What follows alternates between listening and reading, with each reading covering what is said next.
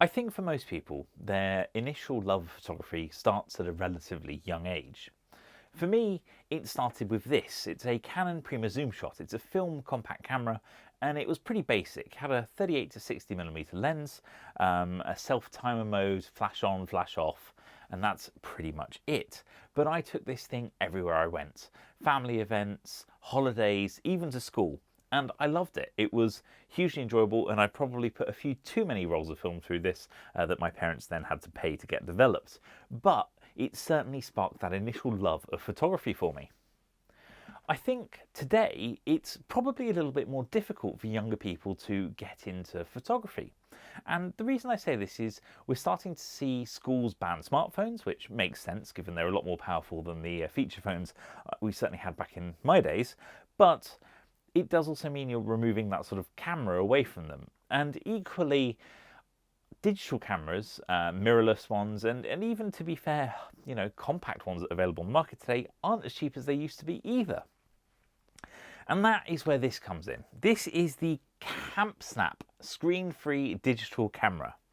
It is cheap, cheerful, but it is fun, and it injects that sort of laissez-faire photography attitude back into younger person's photography. Don't get me wrong, anyone can use this, but I do think this is aimed at a younger photographer.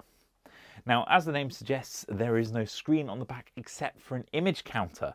So we're talking super basic, and that continues with the controls. There's a shutter button on the top, which also acts as the on-off button. You have a flash control, on, off, and auto. And that's it. You've got a little optical viewfinder because this is a fixed 35mm lens attached to a pretty basic 8-megapixel sensor. It also has a built-in SD card from the factory, which I believe is about 2 gigabytes, enough to hold 500 images. And then you also have a USB-C charging port at the bottom behind a little rubber door, which facilitates charging and also moving the photographs from the camera to your computer. So this is a super basic camera, and it does come with a relatively affordable price tag. In the UK, it'll cost you £54 plus shipping and tax, and in the US, it'll cost you $65 plus shipping and tax where applicable. That's a really low price point. I can't think of many cameras that are priced that affordably. And to be fair, I was initially thinking, oh, maybe we should compare this to some used digital cameras that you can buy on eBay. And I was kind of stunned at the prices of some of those used cameras. I looked at the Olympus, I think it was the OZ10, which I happened to have lying around on my desk at the time. And that's apparently now worth £150, which certainly surprised me. So this is a more affordable digital camera. Using it is super simple. Holding the power button switches it on. It makes an audible beep so you know that it's on. You then have an image counter on the back that tells you how many images you've taken. In this case, so far 59 since I last wiped the memory card. And if you take a photo, press the button and it goes off, job done. In this case, we have the flash on, so it went off. If we switch the flash off, does that again. You get a fake little shutter sound that tells you you've taken an image, which is quite fun too. From what I can work out, that you can't turn that off, which is a bit of a shame, but that's fine. So that's the overview of the camera. And you might be asking yourself, well, is it any good? And I'd have to say yes and no. From a technical standpoint, no, obviously the specs are terrible. We're talking, this is basically like a CCTV style lens and camera in here. It's tiny. But that is only half the story, because the images it takes are somewhat endearing.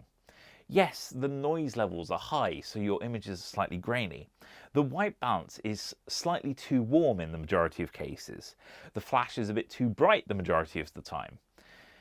But that doesn't mean they're bad photographs. And in fact, I really loved the look after I'd taken enough photos of this. It kind of reminded me, and this isn't me being sacrilegious, but it reminded me of that look Velvia 50 gives you.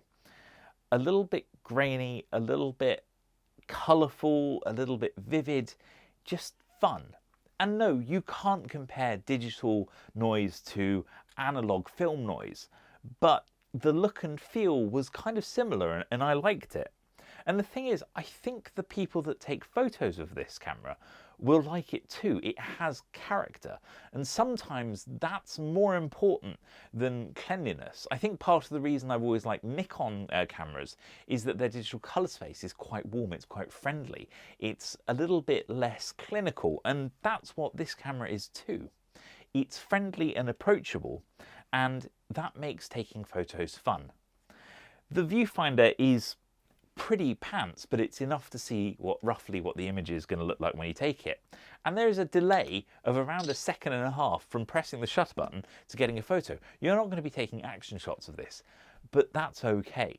That's not what this camera is for. And I think what this camera is going to be great at for people is photographing memories and then going back and reliving those moments through the photos. It's not about instant gratification. It's about maybe taking photos for a week or 2 weeks and then downloading the images and reminding yourself what you took photos of, and then perhaps also getting those photos printed and putting them in an album. That's not necessarily what you have to do, but I do think that this lends itself really nicely to sort of printing off images and chucking them into photo frames. This is a fun camera. And given its affordable price point and fun colours it's available in, like I've got this sort of army green, which I quite liked, but there's a bright red, you know, dark red, pink, blue, yellow, etc. Loads of different colours. You should be able to find something that you like. The battery life lasts pretty much, you know, until the memory card's full in my experience, or even longer than that, to be fair. I've charged this a couple of times and never run out of battery. So it should always be ready to go, and yeah, that's what this is good at. So if you're looking for a digital camera that is inexpensive, it's not the worst case if it, you know, goes missing. Equally, if this gets dropped, it's supposedly drop proof. It is very plasticky, there's no moving parts, but you know, it should be fine. There's less risk involved. And so hopefully for anyone that's watching this is thinking, I just want a basic camera, maybe for a young person in your life, this might be the camera for them. I also kind of like the fact that there isn't a screen on it for another reason, which is it can give parents a little bit of parental oversight, because if you think about it, given this has to be connected via USB-C to a computer and then the image is downloaded, those photos could be just checked to make sure nothing untoward's happened. The kids haven't got up to too much trouble out and about. You know, it does give you a tiny bit of oversight. The images can't immediately be shared on the internet because, you know, it has to be downloaded to a computer first. It's not like it's on your mobile immediately. So perhaps that's a plus point too. But I just like the basics of it. This is just a fun, small digital camera. The image quality isn't great. Like, hopefully you've seen from the sample images. It's not going to blow you away. It doesn't have a video mode, but that's okay. This is not what it's designed for. This is just fun snapshots of your day-to-day life, which if you print them in 6x4 or 7x5 prints, will look absolutely fine. So I hope you enjoyed this little review of the CampSnap Screen-Free Digital Camera. Link to it below as usual. Equally, if you have any questions about it, pop them in the comments section. If you like the video, give it a thumbs up. And if you haven't already, make sure you subscribe, as it really helps me out. Thank you very much for watching. I hope I see you in the next one. Goodbye.